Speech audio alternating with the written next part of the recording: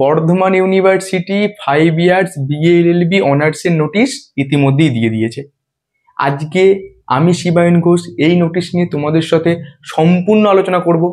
তোমরা কিভাবে এই ইউনিভার্সিটির আন্ডারে পড়তে পাবে, এই ইউনিভার্সিটির আন্ডারে কতগুলো কলেজ আছে, তাদের ফিস কত, তোমাদের ফর্ম ফিল আপ কবে শুরু হচ্ছে, সমস্ত কিছু আজকের এই ভিডিওতে থাকবে।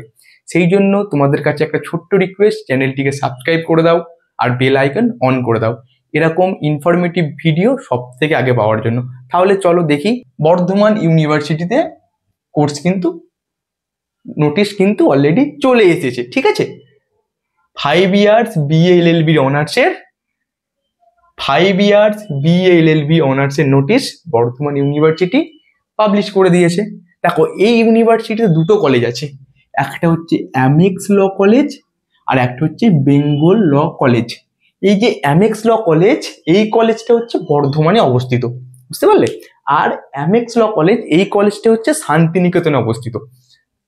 এইখানে সিট আছে 60টা আর এইখানে সিট আছে 80টা। এই যে দুটো কলেজ আছে, এই কলেজে ভর্তি হতে গেলে তোমাদের একটা এন্ট্রান্স এক্সাম দিতে হবে। এই এন্ট্রান্স এক্সামে তোমরা যদি ভালো র্যাঙ্ক করতে পারো তাহলে কিন্তু এই দুটো কলেজে তোমরা পড়তে পারবে। এই যে এন্ট্রান্স এক্সামটা হবে, এর সিলেবাসে রয়েছে দুটি সাবজেক্ট।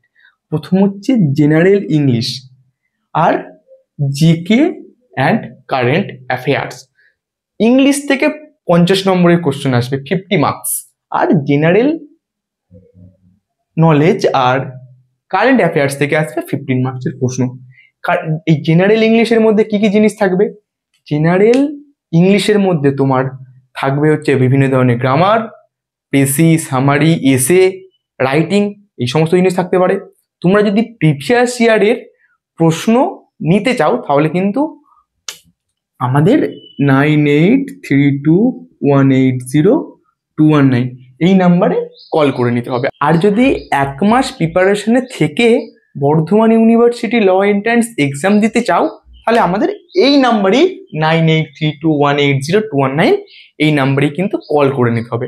ন্যূনতম ফিস দিয়ে তোমরা আমাদের সাথে সেই ব্যাচে পড়তে পারবে আর এই এক্সাম খুব সহজেই কিন্তু ক্র্যাক করে নিতে পারবে। এবার এই যে এক্সামের ফরম্যাট থাকবে, সেখানে কি এমসিকিউ হবে? না, সেখানে তোমাদের লিখতে হবে। শর্ট প্রশ্ন থাকবে, সেখানে তোমাদের ছোট ছোট করে লিখতে হবে, তার জন্য কিন্তু প্র্যাকটিস করতে হবে। দেখো, এই যে তোমাদের এক্সামটা হবে, এর ক্রাইটেরিয়া কি আছে, কি কি ক্রাইটেরিয়া থাকলে তোমরা কিন্তু অ্যাপ্লাই করতে পারবে। প্রথম হচ্ছে এইচএস পাস, তোমাদের এইচএস পাস থাকতে হবে। সেকেন্ড হচ্ছে 45% মার্কস, কিন্তু জেনারেল ক্যাটাগরিদের 45% মার্কস কিন্তু থাকতে হবে এইচএস এক্সামে। ওবিসিদের থাকতে হবে 42% মার্কস আর এসটি এসসিতে থাকতে হবে 40% মার্কস। এই যদি তোমার নাম্বারগুলো থেকে থাকে তোমরা কিন্তু এই এক্সামে তোমরা কিন্তু অ্যাপ্লাই করতে পারবে। এরপরে কি আছে, নো এজ লিমিট। এখানে কিন্তু কোনো এজ লিমিট লাগবে না, তোমার যতই এজ হোক তুমি কিন্তু এই এক্সাম দিতে পারবে। আর তোমাদের যে ফর্ম ফিল আপ, সেই ফর্ম ফিল আপ কবে শুরু হচ্ছে? 5 তারিখ থেকে শুরু হচ্ছে। এই মাসের 5 তারিখ থেকে তোমাদের ফর্ম ফিল আপ শুরু হচ্ছে। কদিন পর্যন্ত হবে? 15 তারিখ পর্যন্ত কিন্তু তোমাদের ফর্ম ফিল আপ হবে। তোমাদের ফর্ম ফিল আপের পর তোমাদের একটা, যতজন তোমরা ফর্ম ফিল আপ করবে তার একটা লিস্ট দিয়ে দেবে।